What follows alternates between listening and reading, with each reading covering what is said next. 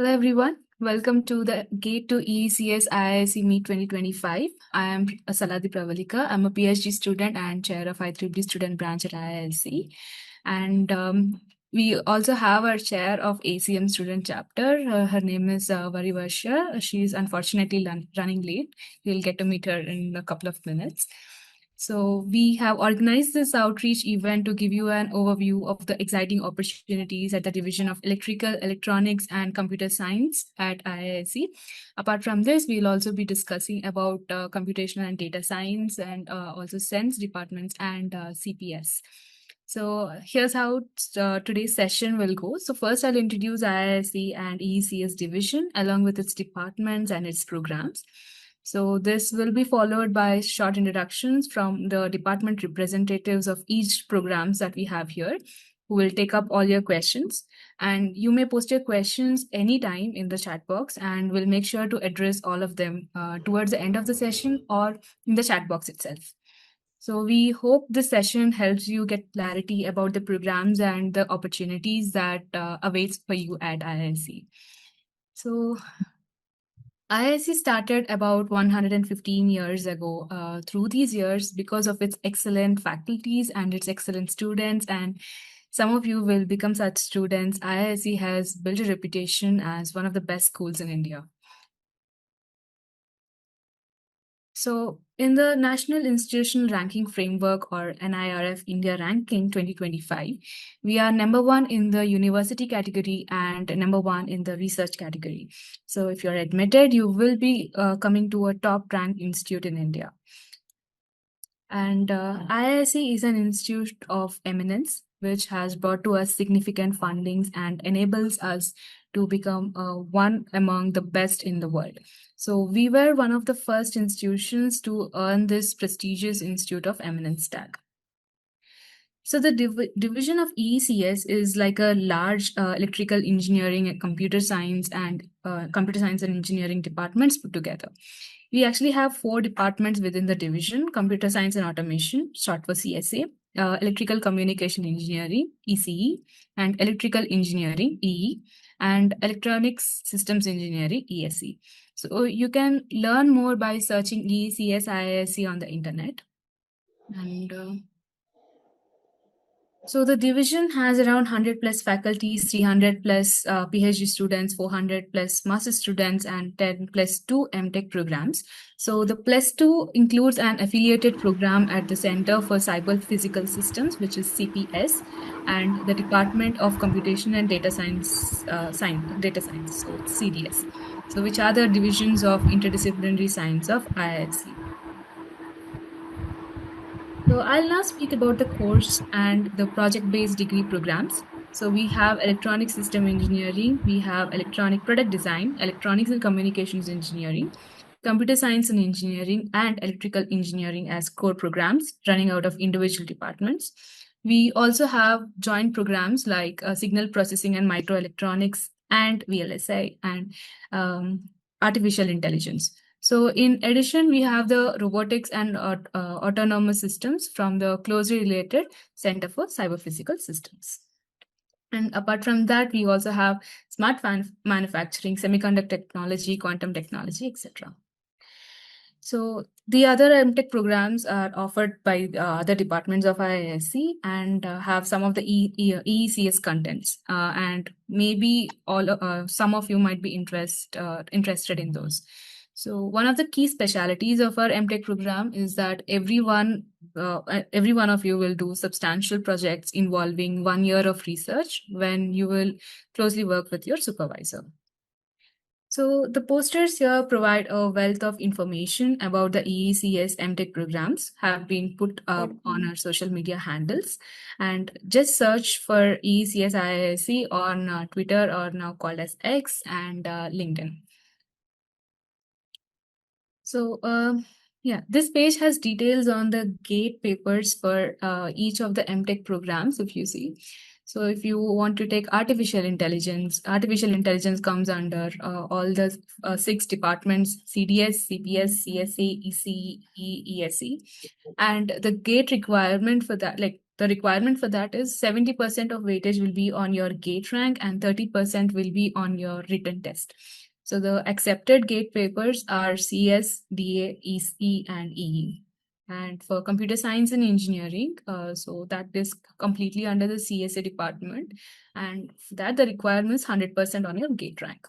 And the accepted gate paper is CS. And for computation and data science, so it is completely under CDS department. So it's 70% gate and 30% on written test and interviews. So it accepts a number of gate papers. So CS, DA, EC, EE, instrumentation, ME, AE, PT, CE, CH, MA, MT, PH, and ST. So the electrical engineering the program takes 70% gate and 30% on the interview, and the gate papers that are accepted are DA and EE. And for electronic product design, so it's under the department of ESC. So it has 70% gate and 30% interview. And the accepted papers are EC, IN, and ME. So similarly, you can see the other programs and the departments and their grade requirements as well. You can take a screenshot of this if needed, or we'll share a link in the chat box later. And this year for our MTech programs is an admission possibility for those in the centrally funded technical institutes, short for CFTI. The CFTIs are all the IITs, NITs, IISERs, IIITs, and some IIITs in public-private partnership as well. So if you have a CGPA of 8 or greater than that, you are eligible to apply for admissions to the following programs. So this,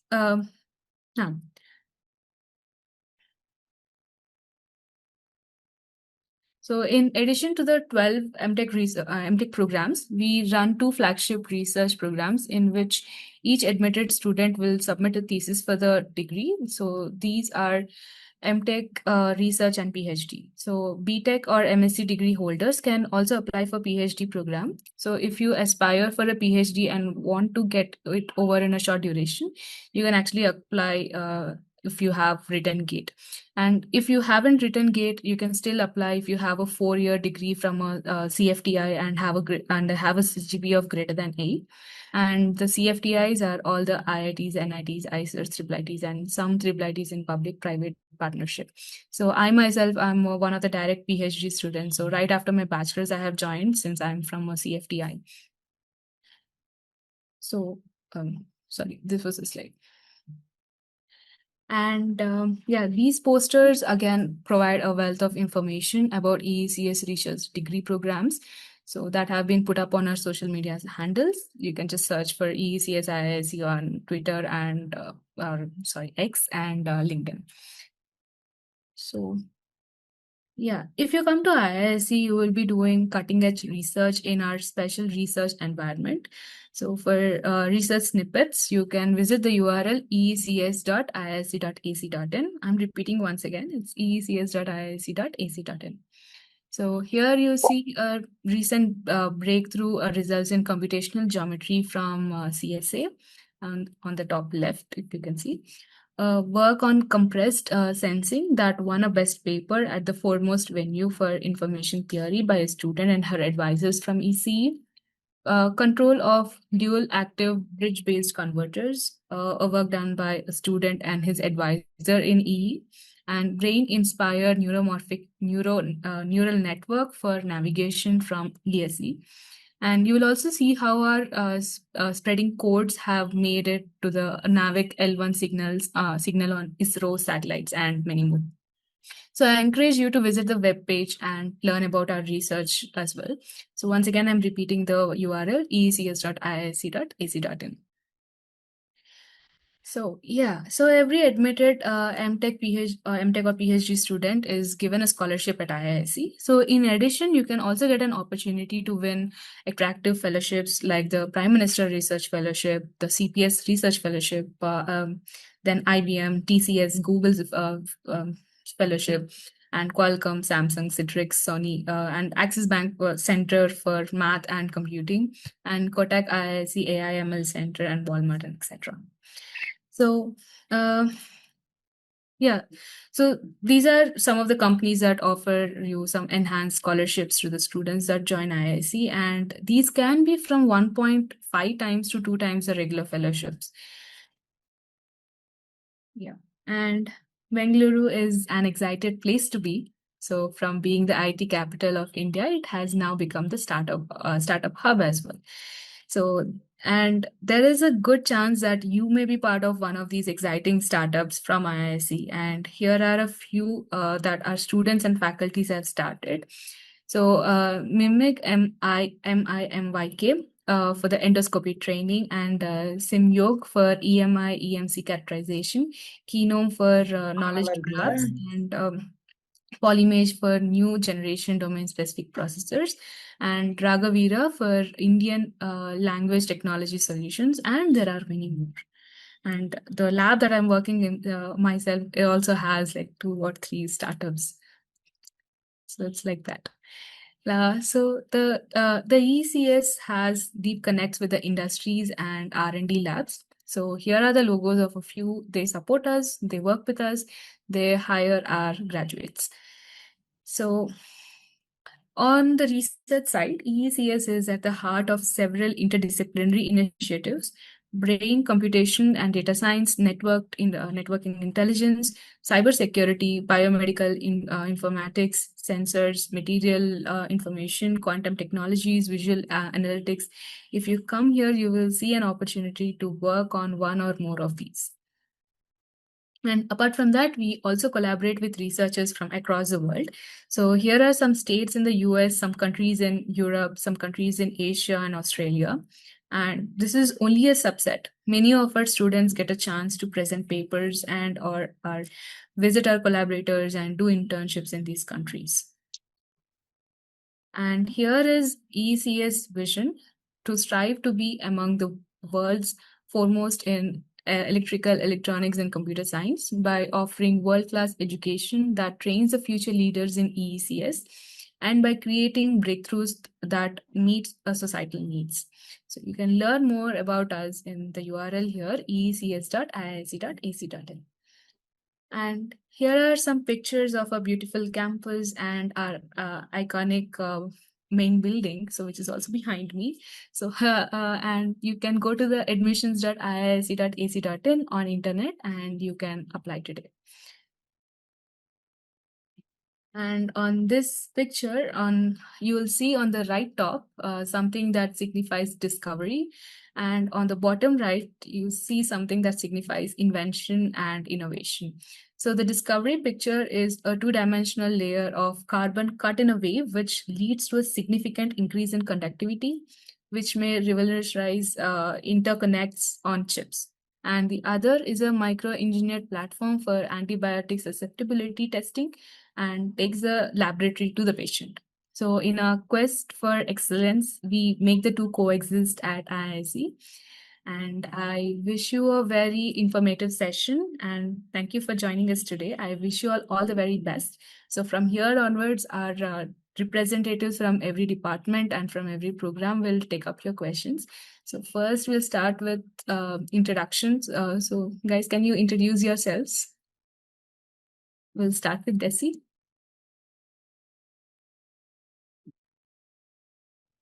Hi everyone, this is Shankar, and I'm a PhD student in third year PhD student in the Electronic Systems Engineering. That is the Department of Electronics Engineering Systems. Yeah. Hello all, I am Shantika Roy from Microelectronics and VLSI Design. My department is also DESE, so hope to answer your queries.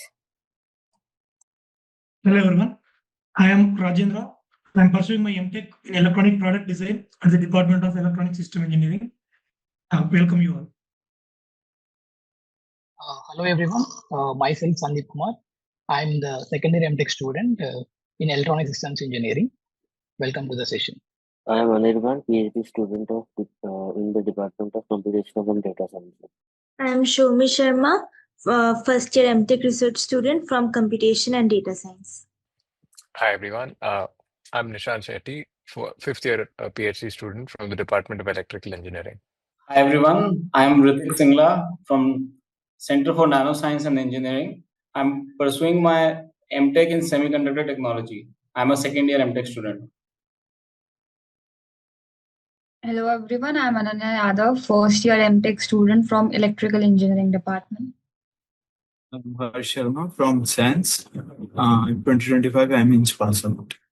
Hi everyone, I am Ananta Kantray, a PhD student in the Department of Electrical Communication Engineering. Hi folks, my name is Adit. I am a PhD student at the Computer Science and Automation Department. Previously, I was a math undergrad here as well, so two departments. Hi everyone, Will Nadar. I'm MTech student first year from Computer Science and Automation Department. Welcome you all. Hi everyone, this is Srivardhan. I am from Electrical Communication Engineering Department. I am currently first year MTech student. Welcome you all to this session. Are we done? Hello all, I'm Rankit Kachru, PhD CPS. Welcome you all. Hi everyone, I'm Shamshad Alam. I'm coming from electrical engineering background. I'm a second year student in artificial intelligence in for MTech. Thank you. Hi guys, this is Sanyat Pale. I am a fourth year undergrad pursuing BTech in Maths and Computing. Happy to answer your questions. Yeah, so I'm second year MTech research student at Bosch Centre for Cybersecurity. Hello, I am Jyotish. I am third year PhD student at CeNSE department. Okay, so I'll start with the questions now. So the first question is, I'm preparing for GATE EE 2026 and ultimately GATE EE 2027 in final year, and I'm feeling quite anxious as many of the rankers have already secured great ranks in the third year and have started my preparation only a while back. I want to ask what should be my preparation strategy and how to ultimately succeed in the GATE EE. So Ananya, you want to take this up? Yeah, sure. So this person does not need to worry about not getting a good rank in the third year, because I also didn't get a good rank in third year. You just have to 1 year is enough to prepare for GATE. So just prepare from now on. You still have time for 2026. Practice more on just solving the numericals instead of rereading your notes and theory, and that's enough for this. It's okay even if you're not scored well in third year, score well in fourth. How to prepare for MTech interviews for microelectronics and VLSI design. So from Sayantika? Yes. So the syllabus is almost same as the GATE. So if you are preparing for GATE, it will be covered. So no need to prepare for separately for it. Okay. Thanks, Sayantika. So I'll ask next question. I have started my GATE prep from August 25, graduated this year, and I need to get a good score in 26. So any tips or things to keep in mind? I don't have 2 years time to prepare, just this chance. So anyone wants to take this up? Which one was it? I didn't get you. I'll read again. So it seems that the person doesn't have 2 more years to kind of prepare for GATE. He or she wants to finish in 2026. So they're asking for, tips and things to keep in mind. I can take that. So first of all, if you're trying to finish, you should know that you have an MTech. There is no hard and fast rule that you have to do an MTech immediately either. That being said, if you want to start an MTech immediately, I think prep is a lot more about being comfortable during an exam more than rote learning. So for someone who's been doing a lot of competitive exams, you'll end up being in a situation where you're quite comfortable doing exams. So for me, when I was coming back to apply for my PhD position, I hadn't written a competitive exam in nearly 8 years or so. So there was this huge gap. So all my entire process was basically writing a couple of exams. And then by the third exam, I was back to having fun. And if you're having fun during the exam, you're usually there. So it's getting to a point where you're comfortable with where you are. And that really changes how you approach things. So I don't think being tense during an exam works. But if you need to be comfortable, it's typically that you have to be comfortable with your topics as well. But that should be the goal. It should be fun. Thanks, Vishnu. So the next question is there any branch of power electronics in electrical engineering department for MTech? So anyone from electrical department wants to take this up? There's no such like different specialization for bioelectronics, at least in the first year, like you can see in IITs, like in ISC. But you definitely have like hard courses or like compulsory courses of bioelectronics, and then after your first semester, you can choose like for which subject you have to do this MTech. So if you want to do it for bioelectronics, you can just choose a professor and do a bioelectronics project under that person. Thanks, Ananya. I'm aspiring to get admissions in VLSI domain, MTech. Could you guide me the do house after the GATE results? Sayantika? Can you repeat the question? I'm aspiring to get admission in VLSI domain, MTech. Could you guide me the do house after the GATE results? You need to apply separately in the ISC portal. There you choose your preferences. There you have 3 options to give your preferences. Choose MVLSI first, then you will be shortlisted. And if you are shortlisted, you will be getting one mail for the interview, and you come here and give the interview. And then after that, if you are shortlisted, you need to register in COAP portal as well. Not only in the ISC portal, but also the COAP portal is also needed. So you need to apply both of places. Then if you get the mail from ISC, it will be shown in the COAP portal as well. You accept from there, and then your admission is done. Okay, thanks, Anantika. So the next question is for CPS. So can any one of you elaborate on cyber security research going on right now and the integrated PhD program provided at CPS department? Rankit, Samsad, Vaishnavi, any one of you can answer it.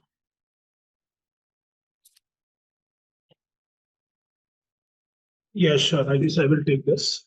So, as CPS doesn't give any integrated PhD program, so there is a direct PhD and a master's where you can apply. And as far as cybersecurity is mentioned, so there are multiple domains we work in controlling, and in cybersecurity we are working on embedding devices and other things, so that you can go on the website to check the recent research of many faculties, whether it's optimization, control, or security. Vaishnavi and Samsad, do you guys want to add anything else?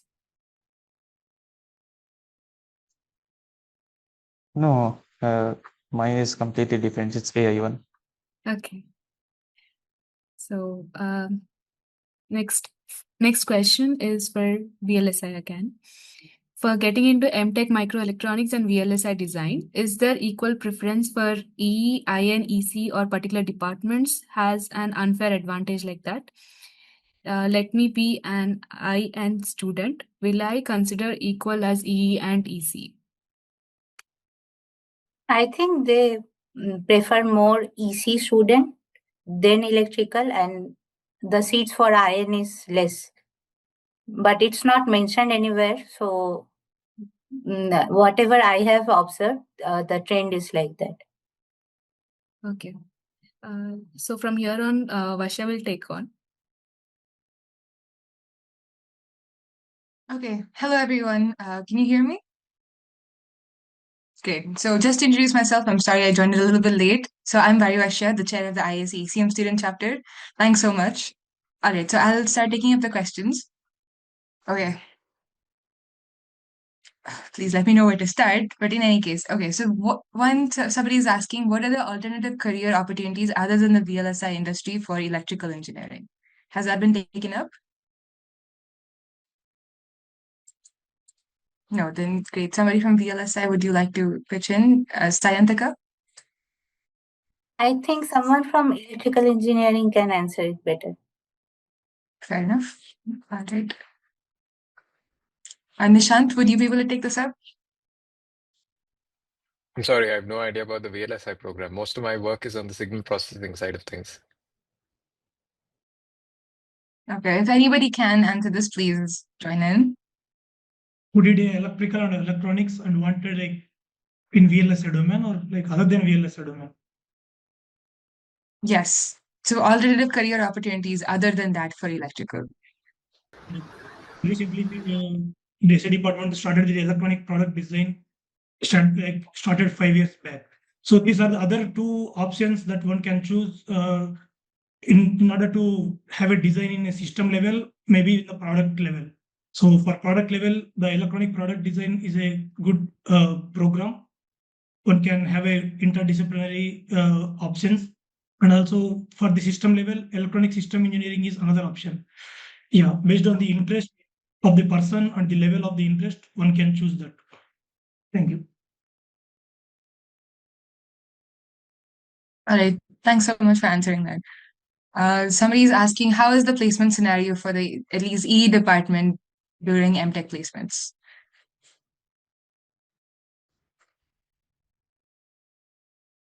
Ananya? The placement scenario for electrical department is pretty decent. The batch that graduated this year, we had 100% placements for them, and you can say the CTCs were also average, and the internship opportunities are also abundant. We had interns, people interning in Texas Instruments and Bajaj. So yeah, it's decent. You should not worry about it.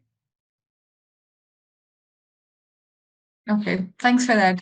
The next question we have is, do working professionals with some work experience get any preference in getting an MTech seat as opposed to those who don't have work experience?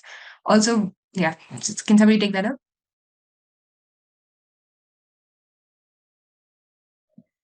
I think I can answer that question. Yeah, in the interview, they will ask about your work experience. Maybe it will add up to some points as your work experience is concerned. And one more he asked, is embedded for embedded systems. He has experience about embedded systems, right? We don't know that for sure, but okay. Yeah, he was asking something. Yeah, so anybody, please. The next question is, please explain various MTech specializations for embedded system working professionals. For embedded systems, you can take the course program Electronic Systems Engineering, where you cover the circuit level designs. Their embedded system design is a part of the course, and 1-2 professors are working in that area in Electronic Systems Engineering. So you can work under that professors as a MTech project, and it would be good for if you have embedded domain knowledge. The next question we have is, what are the main subjects to be focused on for an MTech interview in microelectronics and VLSI design? So, Sayantika, would you be able to take this up? Yeah, basic electronic courses like analog electronics, digital electronics, and device related courses, as well as engineering maths. Like you should know how to plot the basic functions of like e to the power x and exponential, logarithmic, this type of questions they will ask at the basics of electronics. All right. So another question that popped up is the syllabus for the written test common to all, or is it domain specific? I think I can answer that. If you look up on the GATE website, you can see the about 20 plus types of papers that they have, including but not limited to, let's say, the GATE DA paper, GATE CS paper.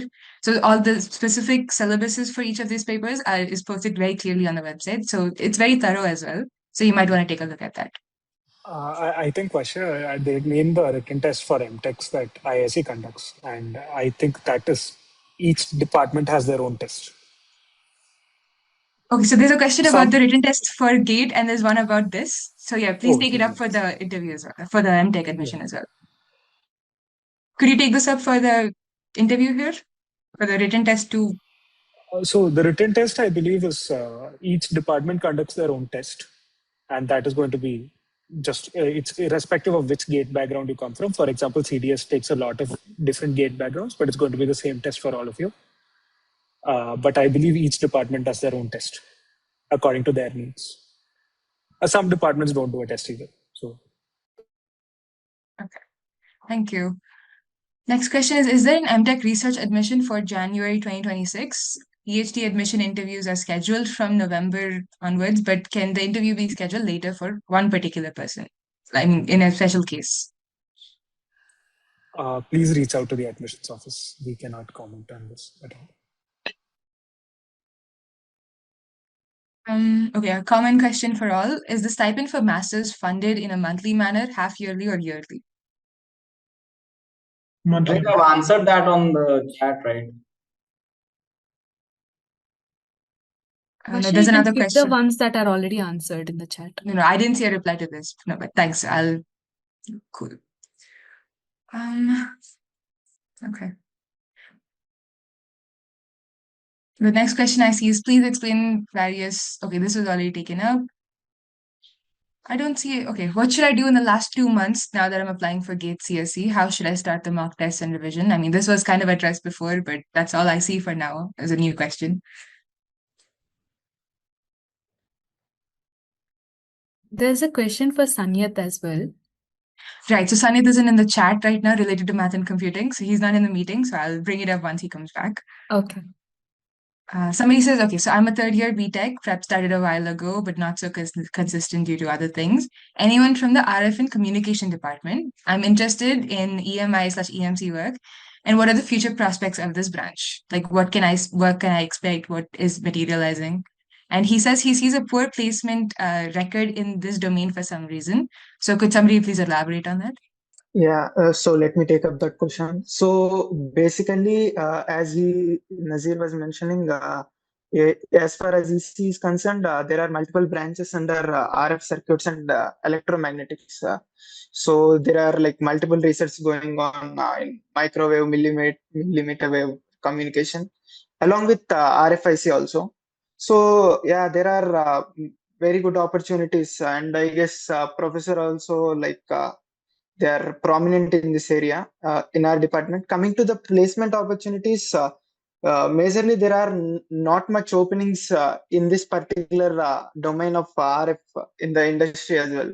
It's not that only IISc in this aspect is like, it's basically the RF openings are less everywhere. Yeah, so that should answer your question, I guess. There's another question. The next question we have is I have a CGPA of above 8, and I want to know if there's some weightage to the CGPA in the interview or at some point during the process. Or like if there's a weightage that you could share, like maybe 70-30, 30 to CGPA or something like that. So does anyone have any idea if this is a thing that's common across departments? Just this, if it's about if you have a GPA from a if you are from a CFTI institute and then you're talking about the GPA, so the CGPA is like a cutoff for you to get shortlisted for interviews, and then other things depends on your interview and if there is a written exam. At least if I'm talking about in terms of the PhD admissions. There's a question that's been partially answered, but I'll bring it up anyway. I'm considering pursuing an MTech in VLSI design, but I'm unsure whether it's better to join MTech after graduation or to gain a few years of industry experience and then return for an MTech, especially from a placements and like career growth kind of view. So a follow-up question to this was like, is he talking about MTech in CeNSE exactly? So yes, he is. So can somebody from the CeNSE department please take this up? Jyotish. I can take this up. What was the question? Can you repeat it, please? So he's considering pursuing an MTech in VLSI design and like talking about joining a joint MTech in CeNSE. Is it better to join MTech after graduation or to gain a few years of industry experience and then return, especially from a placements and career point of view?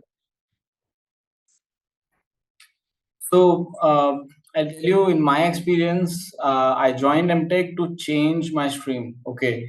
So the work that you will be doing at CeNSE, I'm only talking about CeNSE, I'm not talking about the VLSI departments. So the work that you will be doing at CeNSE will be very different from what we have learned in your BTech. I am assuming you're a ECE graduate. So in BTech, you'll have the basics, right? But at CeNSE, we are more into semiconductor fabrication and nanoscience, and it's a very quite interdisciplinary field. So if you want to work and then come to CeNSE, then it's fine. But if you really want to go into the semiconductor industry right now, then you can come to CeNSE right now. I'd suggest that you can work for maybe like 2-3 years, gain some experience, and in that time, the semiconductor industry will also grow, because the foundries which are being made in India they'll also take some time to start working. So yeah. So I'm currently a second year EE student, and he wants to know if somebody could guide him regarding what areas he should currently focus on with respect to GATE, especially for like an EE student. If you can share about the research and other facilities at IISc and career opportunities in the EE department and related fields. I think research opportunities, Nishant, would be better for this. As far as for GATE preparation, I think you should not choose and pick from subjects at this point. You're only in second year. Try doing everything and covering every subject, because when you'll enter in MTech for like in IISc, you will need all the knowledge and all the subjects to like do this here. So it's better you prepare for everything. Hi. Okay. So with respect to, oh, sorry. No, With please. I respect was to just gonna call. the research side of things, so there are broadly, you have the signal, I think it's called System Science and Engineering, the signal processing side of research, and you have the power electronics side. Depending on your interests, I would recommend checking out the websites of all the professors in these areas. You will get very detailed information about what kind of problems they're interested in, their recent publications, and the PhD students who've graduated and where they are at now. This way, you'll also get clarity about what you're interested in and what matches what you're interested in. Thank you. Question is, I'm a mechanical engineer. I graduated in 2024. However, I don't have much experience in research, as in he has like zero background in research. And he's a little nervous as a person who hasn't been in research. How is he going to survive at IFC? So anybody can take that up. The question says he is a mechanical engineer, graduated in 2024. However, he has no research background, has it like never done even a little of research. So he's afraid to see like what opportunities would be at like IISc. Like, can he survive having no research background in MTech program here? Yeah, of course, he can survive. And yeah, you can learn here a lot of things. You can learn here to do research from scratch. Especially like I also didn't have any research background. So yeah, of course you can. The next question we have is for PhD admission, is the UGC net score for CS considered, and what is the cutoff usually? So Adit, could you take this up for a CS, like a CS PhD admission? Is the UGC net score important? I am looking at this. So I've been posting the link for the research cutoffs. All the research cutoffs are available for all departments on the IISc webpage. Last year, the UGC joint CSIR UGC net for JRF cutoff was, I believe, 60 for the general category. And the UGC net for JRF was 250. So it changes every year, but this is going to be the general range. I think you can find the cutoffs of the last, 5-6 years. So you can use that.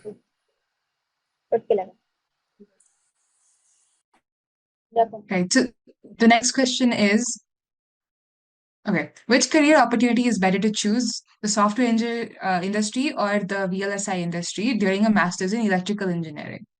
Arya, maybe you could talk about this before I chip. I think I cannot speak for the software side, but for VLSI, the scope is good. I'm still at first year, so I don't know that much. But I think you should try for, like, if you want to go in the software domain, you should try to do your tech in that department instead of coming to electrical and then preparing for it. Yeah, I think I agree. And they're like a little different. So it maybe a different, maybe an MTech in CSA is more suited for a role in the software industry. So ultimately, it boils down to what the person who asked the question wants. I don't know if we'd be in a good position to answer that about the preference. I just want to add something to that. It's maybe a better idea to choose what you like over optimizing over what is immediately going to get you a lot of money, because industries are always going to be in a lot of flux.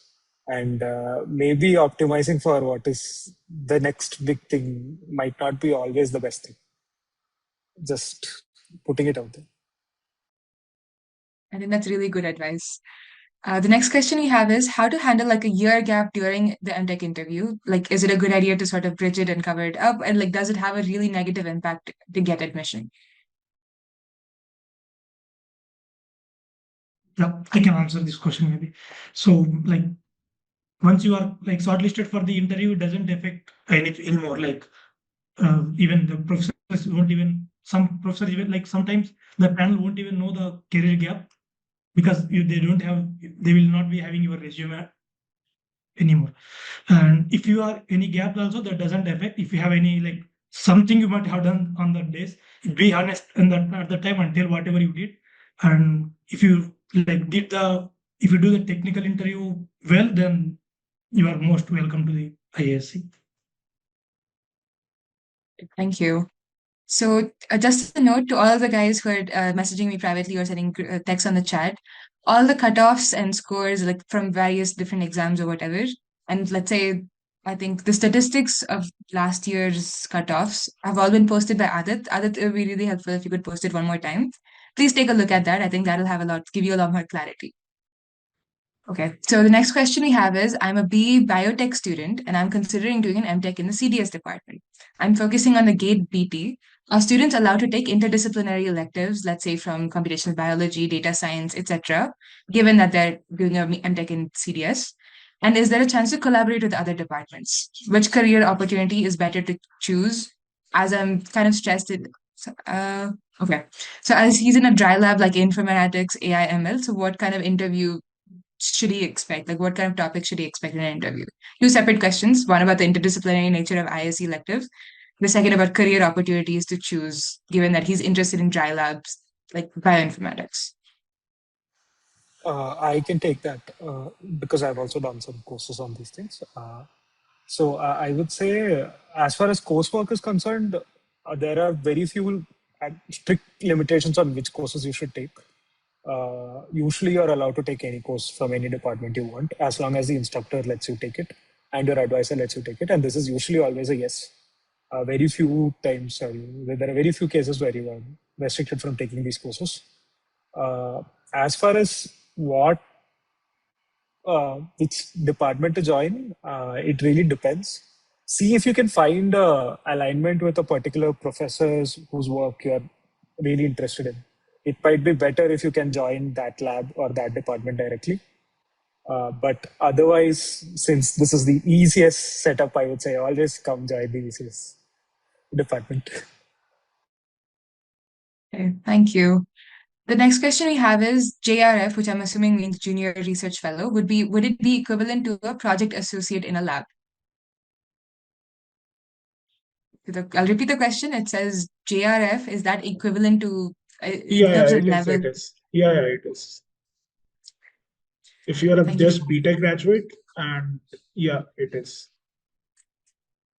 Okay. Thank you. The next question that I see that hasn't been answered is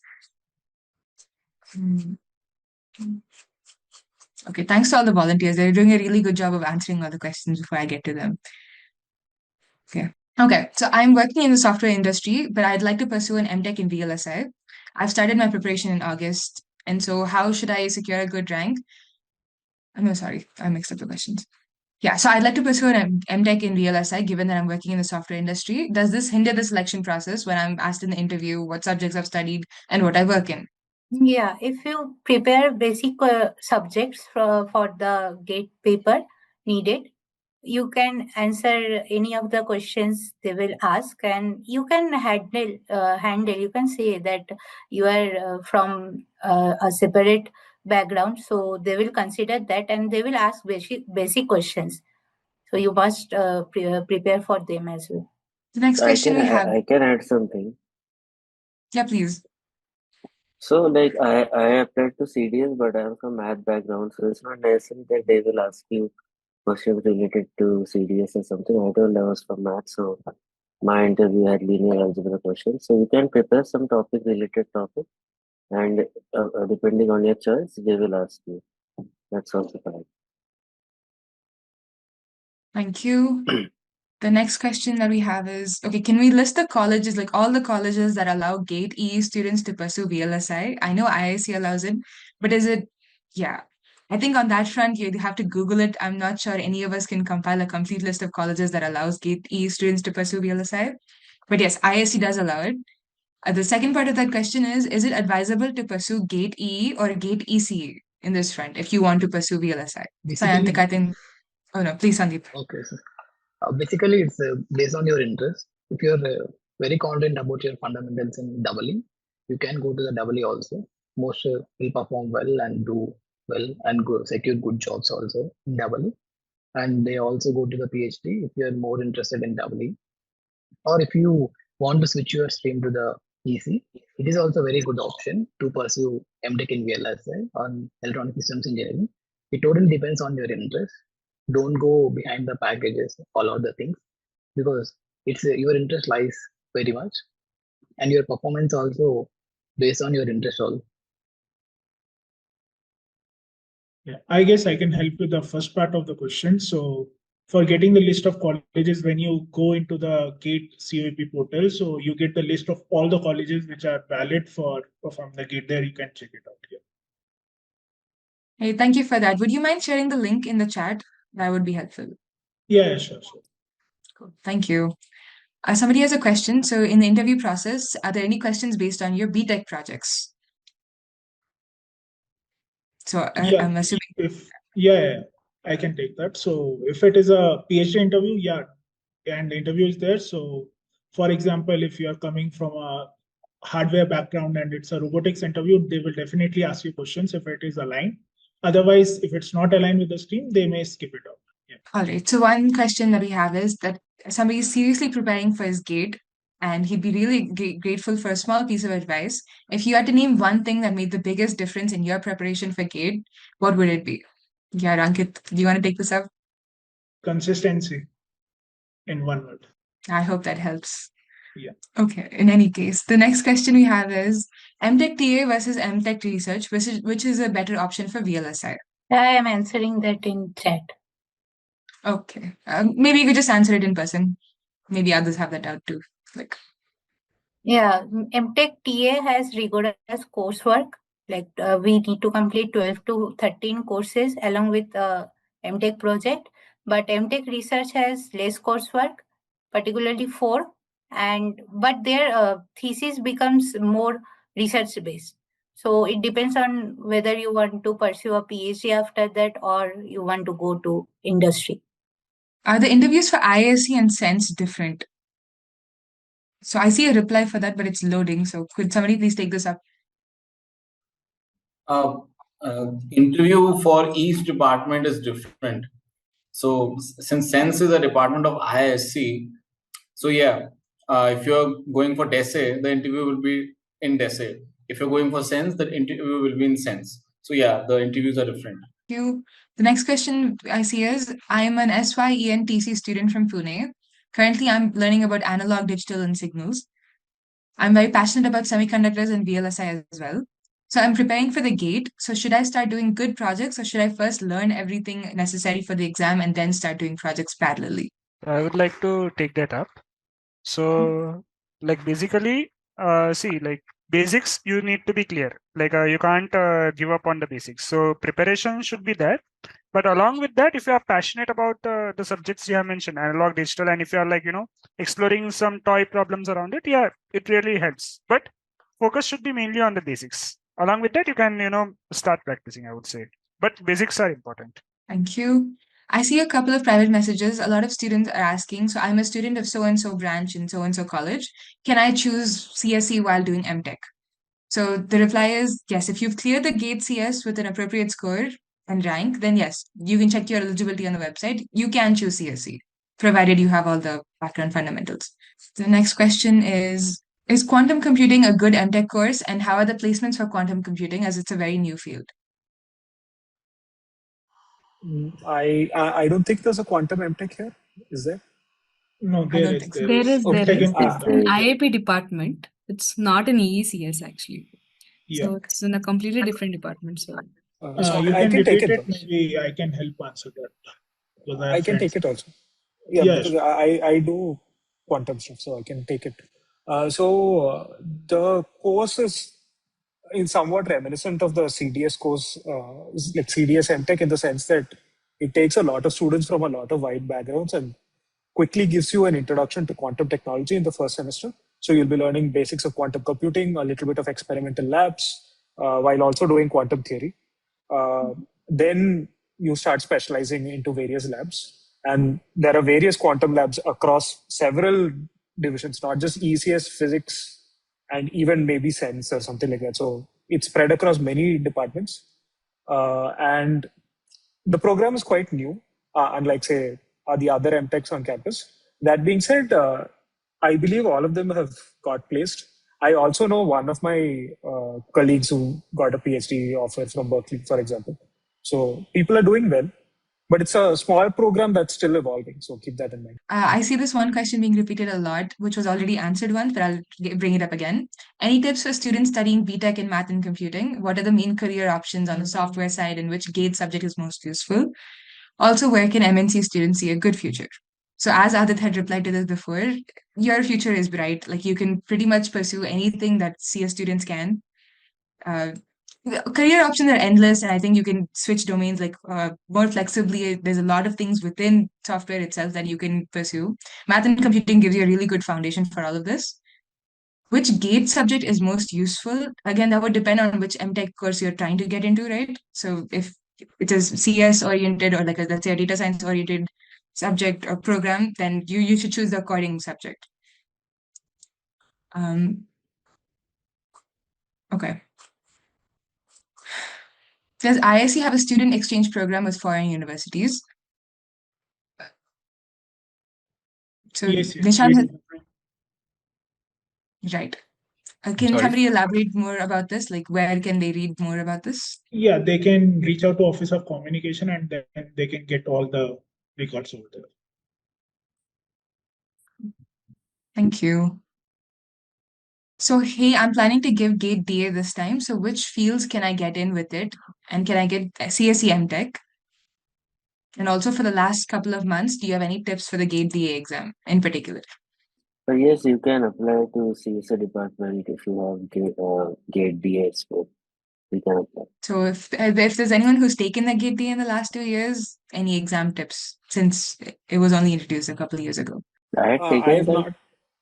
I have taken. I mean, tips will be like whatever topics I can just practice problems regarding all the topics, DBMS, then some AIML questions are there, some probability statistics questions are there. All the topics, we can solve the problems so that we can perform them. Okay, do the MTech admissions start after the GATE score is announced, and where do we find the portal? Any tips for while applying for courses, like which one to select and how long will the admission process take? Yeah, like I think on the date of the results announcement, the portal is open, like the COAP portal, the various institution portal like ISC portal, everything opens. So you have to go and register there on that. Generally at least within 1 week, definitely all starts. So COAP and department various you have to apply. Yeah. And the admissions total, it takes maximum 2 to 3 months. Thank you. Which program would you suggest for focusing on analog and mixed signal circuit design? Is MTech Micro and VLSI most appropriate, or is there something else that would make more sense?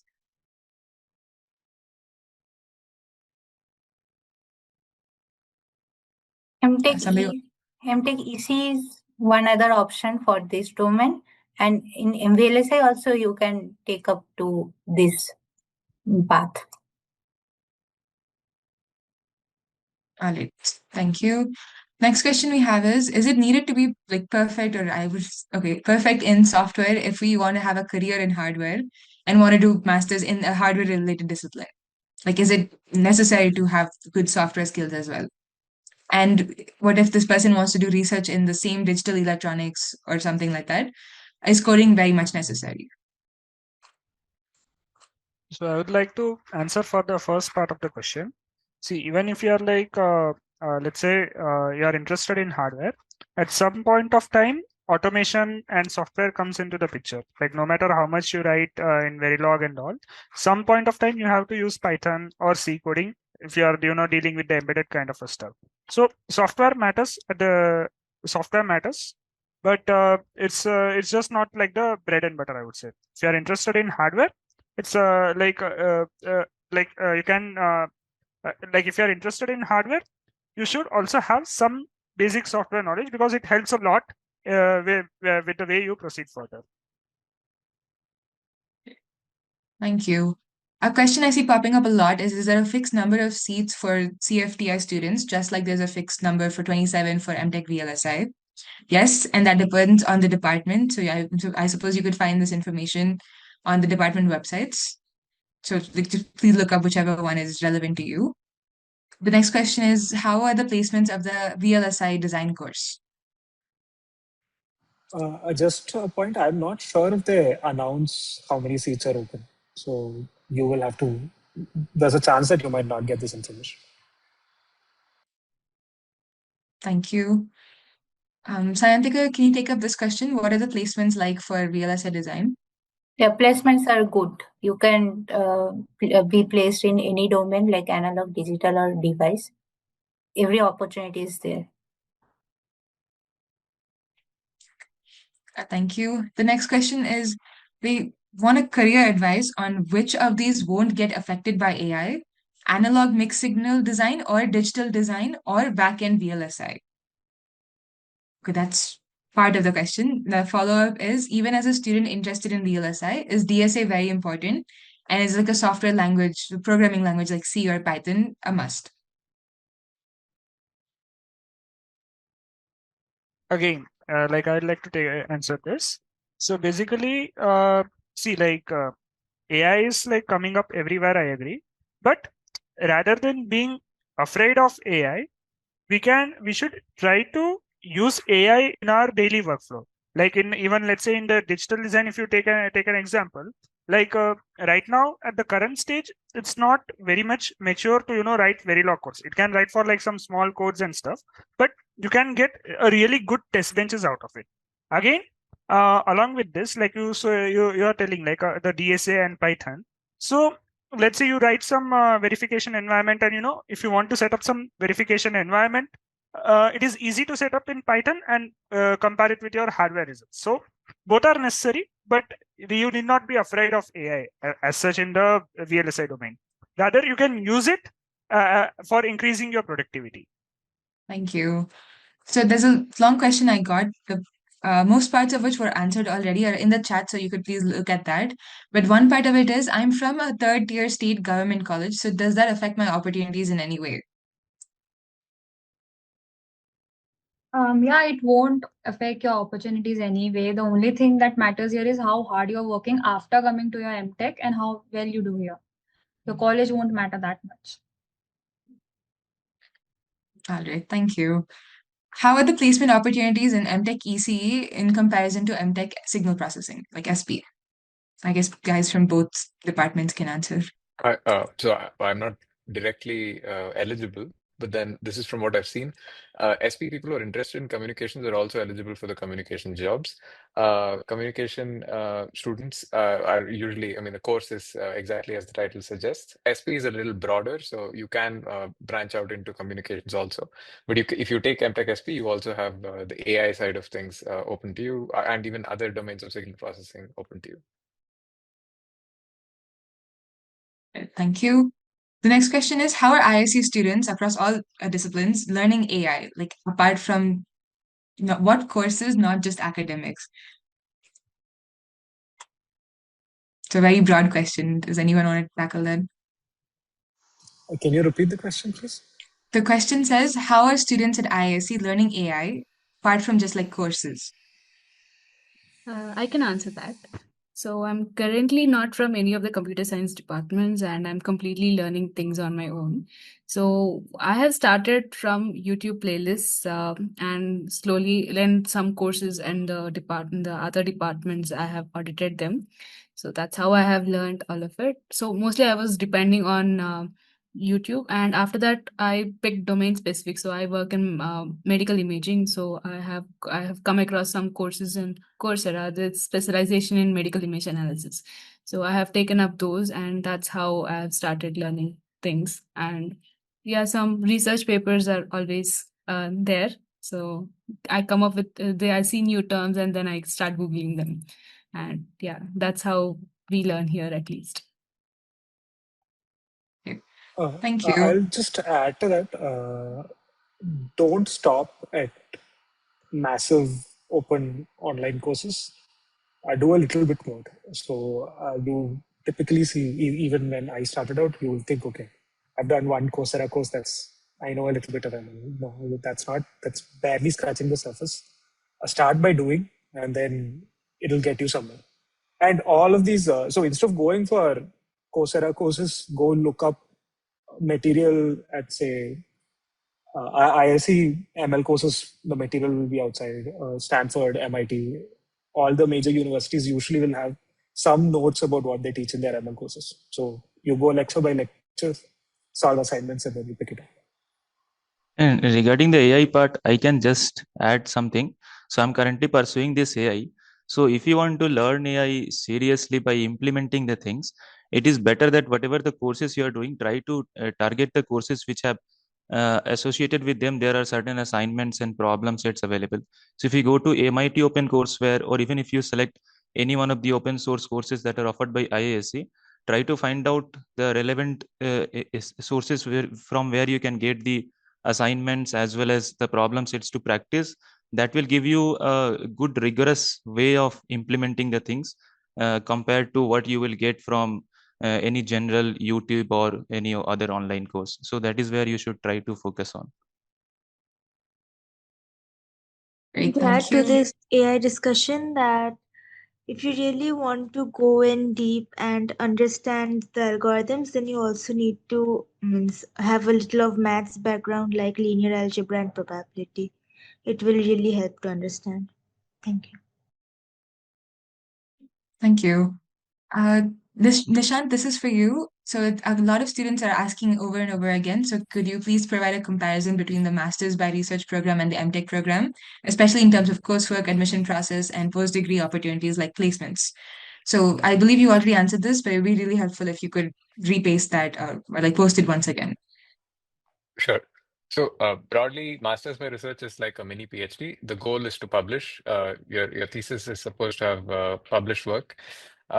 In a master's and in an MTech program, you have a set number of credits that are assigned for coursework and some assigned for your project. MTech research is usually geared to get you ready for industry. That being said, there have been MTech students who have gone on to have stellar research careers later on also. It's not restrictive. IISc's curriculum is designed in a very flexible manner that way. Ultimately, which one is better depends on what you want. If you're more research inclined, then an MTech research is a good simulation for a PhD. If you are somebody who is willing to or who's interested in an industry job right after your master's, then an MTech program is probably better for you. I'd like to add a little bit. So if you just want a rule of thumb classifier, what you need to know is when you're joining an MTech research program, for example, in CSA, you're expected to pick a subfield. So in CSA, you will have to either join the theory group, or the systems group, or the intelligence systems group. So that typically means that you've already made this choice. If you're not ready to make that choice yet, do the MTech, get your 6 months, do a year of coursework, do your thesis, take some time, figure stuff out, and you can always do a PhD or research later. And MTech research is for people who are pretty sure about what they want to work on. And an MTech is a great opportunity to find out, explore, and find out what you really want to work on. So if you're unsure, always choose the coursework option, because in MTech research, you're basically siloing yourself into one field. And it's difficult to move out during the degree, because it takes a while before you realize that things are starting to go wrong. So the safer option, if you're unsure, go take an MTech coursework. Thank you. Next question we have is, are NPTEL course certifications good enough to be a brand to let others know something compared to AWS certificates in the software side? Or are there any other good certifications that are worth it and well known?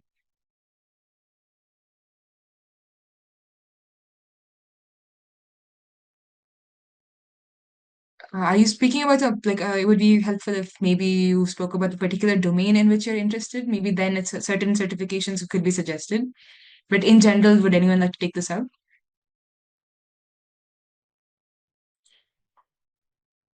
Is this for jobs or is it for, I don't know, interviews?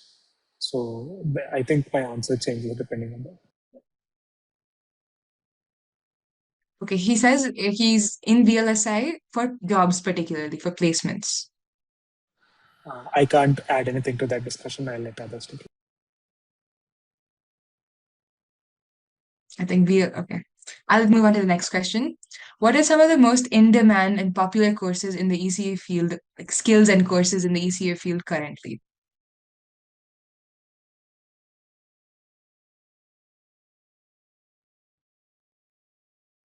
Uh, Ananta, could you take this up? Okay. Hi. So, though I am affiliated to EC department, I don't broadly work in the areas like the core areas of communication and signal processing. Uh, but I believe in terms of placements or jobs that are there, so there are abundant roles in both like RF and microelectronics also comes under this MTech ECE program. So there are a lot of digital and analog design roles there, and something like you can also pursue problems or research in VLSI and be eligible to appear for placements in those companies. And from signal processing and other domains, you can obviously be there for this coding or software-based roles. So in that case, you have abundant opportunities in terms of placement. Uh, Even if you take an MTech EC and you join MTech EC or MTech SP, which are majorly the two main MTech programs in EC department. Thank you. The next question is, can you share a few details about the core MTech courses for instrumentation and some details about the placements?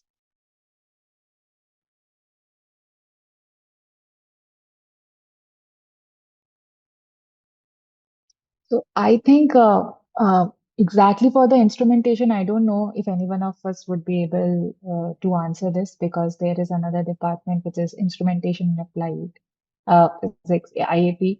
But yeah, there are in many of the programs considered instrumentation as a subject, like gate exam of instrumentation for as a subject, valid exam score. So if that is to be taken care of, that you can apply if you have written a gate exam in instrumentation and apply for programs in EECS. That's there. Thank you. Next question is the grading system at IISc a relative or absolute grading system? I'll take that. Most courses I know of follow some kind of relative grading.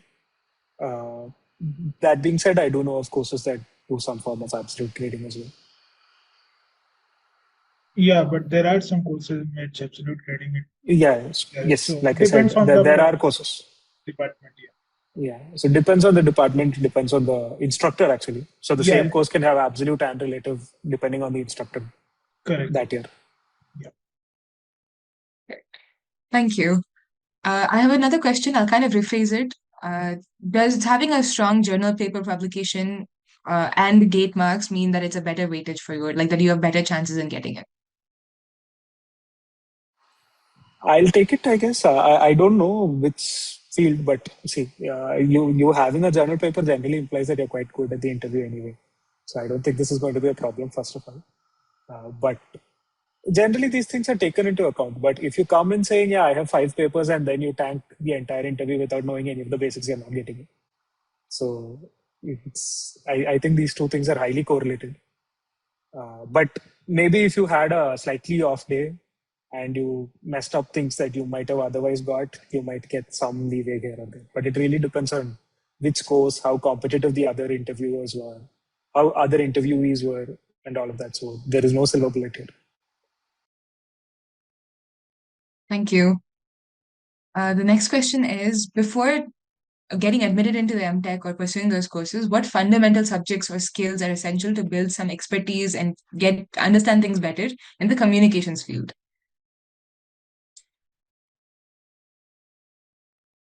Ananta?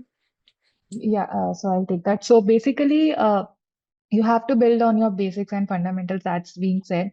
Especially in terms of interviews, also, they would always ask you basic course questions from your basic maths courses, linear algebra, and in terms, yeah, you need to know a bit of probability and differential equations in some case. So all these things like these fundamentals you need to know. And later on, if you so generally during the like for at least PhD, they ask you that which are the two topics that you want to be questioned on.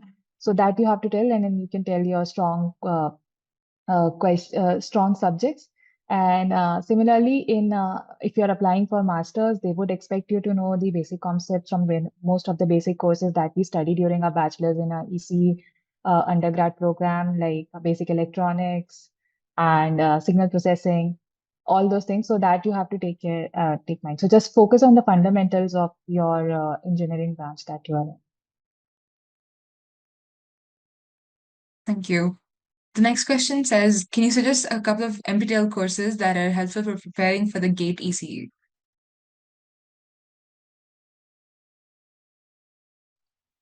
I think somebody's answered this. They've mentioned this IIT Madras portal, which actually has a suggestion for each subject of the relevant NPTEL course. It's pretty good. So maybe they can refer to that. This has been answered in an earlier, I think it's a repeated question. They can go check out the answer to that.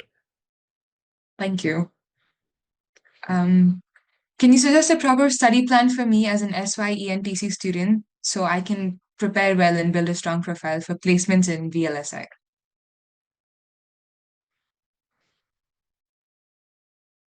If anyone has anything particular to say on that front, it might be helpful. Sayantika? Can you repeat the question again? Broadly, like, can you suggest some tips and like a proper study plan to build like a good foundation in VLSI and get good placements as well?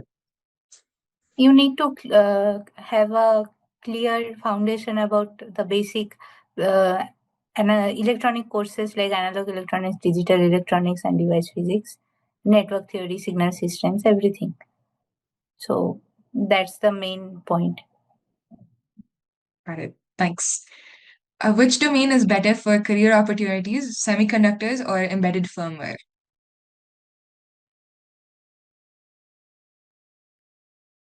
I'd say embedded firmware has a massive career opportunities over semiconductor as of now. One of my friends got placed for embedded firmware, and she has a LP of 50 lakhs. So this is more than whatever you get in semiconductors. Thank you. Just a note, so we have 50 minutes left in the meeting, so we'll wrap things up soon. So if you all have any questions, please feel free to drop them now. Please ensure you look at the previously answered questions because we're getting a lot of repeated questions. Okay. So what are some opportunities after clearing the GATE exam? I'm gonna need you to elaborate on that. Opportunities for what exactly? And if you clear the GATE exam and you want to come to IISc, come to IISc, or at least try to get an MTech somewhere. The next question says, okay. I'm so sorry. Okay, what does the admission timeline for PIMRF look like? So there's a GATE in February, results in March, the interviews in April. So when does one apply for the PMRF, before or after joining? I can take that up. Yeah. So PMRF usually you can apply as soon as you join. So I have applied after 15 days of joining, so almost on the last day of the deadline. So anyways, so you have to apply to your department and then your chair will approve a couple of people and then it will go to the institute officer and the institute again will make some shortlists and then they'll send it up. So after that, the PMRF will make their own choices. So that's how the entire process works. But currently PMRF is on hold and PMRF 2.0 will be rolling out soon and we are not sure of the dates. So yeah, that's that regarding PMRF. Great. Thank you. I don't see any new questions, so one last call. If you all have any questions that you'd like to ask, please post them now.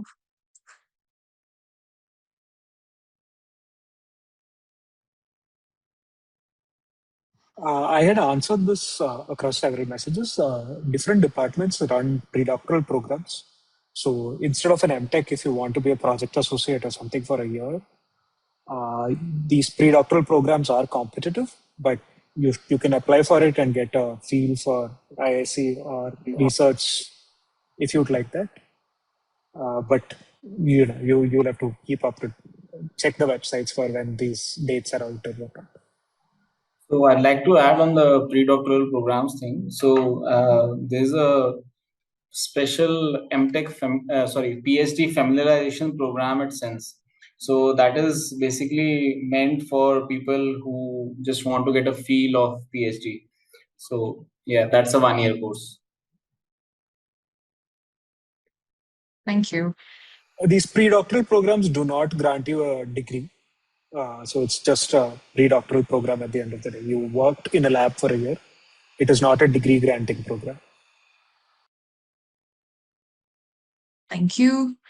Somebody says, I would love to know the backgrounds of some PhDs and their work. And since I don't see any other new questions, maybe if somebody would like to explain about their work, please do so. Nishant says you can find most of us on LinkedIn. Yes, please do that. Stalk them all. But if anyone wants to explain in this video, you please feel free to go ahead. My background is like mathematics, and I'm interested in researching in quantum computing and cryptography. I'm from CDS department. Thanks for sharing. Okay. I see a question. Okay, so given that you're in the math and computing department, in case you want to continue in IISc for an MTech, which departments are most aligned to your BTech curriculum? All right. So the math and computing department is, okay, so our core courses essentially span a wide area. So we'll have the basic fundamentals of math, like all the linear algebra, probability theory, things like everything you can think of, as well as core fundamentals in CS, such as like AIML, databases. Okay, although that's not a core at the moment, but might be in the future, like DSA, things like that. I feel I should point out, not that it's relevant in the GATE sense, but the math and computing department program here has an option for students in BTech to extend their program. So there's to continue their BTech, their MTech in math and computing as an extended degree for the 5th year. But apart from that, I think most departments are aligned to the BTech curriculum. So we have a very strong core in math as well as computing, as is in the name. So I think a lot of the work that's done in the CSA, the CDS departments, essentially all the EECS departments is very relevant to what we do in our undergrad. But that being said, since math and computing essentially gives you a really strong foundation in a wide variety of topics, we have a lot of students pursuing very interdisciplinary courses as well. Like there are a couple of students in my batch that are like very interested in pursuing let's say the overlap between like computational biology, like in general. So what I'm just trying to say is a very interdisciplinary department. The work that we do kind of gives us a base in all the programs here, but the EECS departments might be most directly relevant. Okay. I will maybe add that, so if this is for people who've been fundamentally taking more computer science oriented courses, if you end up taking a lot more pure math or physics courses, you can switch all the way to pure science as well, where all of the skill set is useful. For example, if you want to see where a lot of data science gets developed and used, it's astronomy today. Or like Vasya said, computational biology, modeling epidemics, cancer. There's a lot of research going on there as well.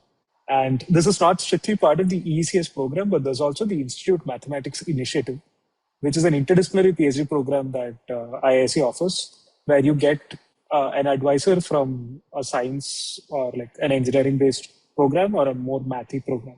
So you will usually have 2 advisors, and this is also an option for a lot of you who've been asking about a lot of these interdisciplinary programs. Thank you. Thanks for adding that. That actually is helpful. How well does, okay, so there's a question that's been repeated a lot of times. I kind of waited till the end for this, but why is an MTech program in IISc better than an MTech program in any IIT? I think I will say that the IISc program is more research oriented. And that does not mean that it's strictly better. Is this your cup of tea is the question you have to ask yourself. And if it is, we'd be very, very happy to have you. Thanks for that. There's a question. Is there any, I will address this. Is there any such thing like a caste discrimination from professors during the thesis or things like that? Because some IITs have had these issues before. I would say no. I don't think such a case has come up, and the IIC doesn't really tolerate these kind of things. The next question I will add that there are measures that you can complain to in these cases. And as far as I am aware, the student body is extremely supportive of people who come out and raise such allegations. So at least I can say that as far as I am aware, I am not aware of any public cases in the recent past, but I'm sure if you look back, you will find news articles as well. So I will leave that out there. But this is not a common occurrence. And the institute, the student body, the governing body is also strongly in support of these students. Thank you. A repeated question that was also recently asked, a follow-up to what was asked before. What are opportunities after clearing the GATE exam? So in addition to pursuing your MTech here, you can go to NUS and NTU using your score. So please refer to what Sayantika has replied in the chat. Yeah, these are two universities in Singapore. You can check it out. So you're asking, like, and I want to add on this. So opportunities after clearing GATE exams, there are a large avenue of opportunities open when you clear GATE. Basically, clearing GATE is like a proof of your capability as an engineer and your proficiency in your core subjects. So there are a lot of work opportunities that open up, and having a GATE score is like another point in your resume, right? It's a national exam. It's well recognized in India and at many universities outside. So I'd say give GATE if like when you're like recently graduated, you give GATE even if you're not planning to do an MTech or something like that, because it's a good thing to have in your resume, and it's a good thing to just have a score. All right. So given that it's almost time, we'll start wrapping up. I really hope we see some of you all back here, like pursuing your MTech. So feel free to reach out once you've joined. I'd like to give the stage back to Pravalika to give us some closing remarks. But yeah, thank you all. Thanks, Varsha. So as we have come to the end of today's Gate to EECS IISc Meet 2025, I would like to sincerely thank IISc and the division of EECS for making this event possible. And a special thanks to Professor Rajesh. He's the Dean of EECS, and for taking the initiative to bring this outreach program to all of you. And I would also like to thank all the department representatives, volunteers that we have here for their time and their valuable inputs, and for being so patient in answering all the questions in the chat boxes and in person as well, like on your video. So, and also I'd like to thank our ACM and IEEE faculty advisors for their guidance for this whole thing. And I'll also like to thank Akshay for providing all the technical support with Zoom and other logistics. And finally, heartfelt thanks to each one of you for joining us today and asking all your questions to us. We hope the session gave you useful insights into IISc, EECS, CDS, CPS, and CeNSE, and all the exciting opportunities that are there. And we all wish you very best in your academic journey. And we look forward to seeing many of you here at IISc in the near future. And as Varsha said before, if you have any questions, you can stalk us on LinkedIn and you can reach out to us. And we'll try to answer. We'll try to answer most of your questions, and we'll try to connect with most of you on LinkedIn. So yeah, so that's the end of the session. Thank you so much once again. And thanks a lot, volunteers. And also Professor Rajesh has joined in between, it seems, and he personally thanked everyone as well. So I just wanted to convey his message to you all. So yeah, so that's it. Thank you all for joining. So now we can stop, I guess.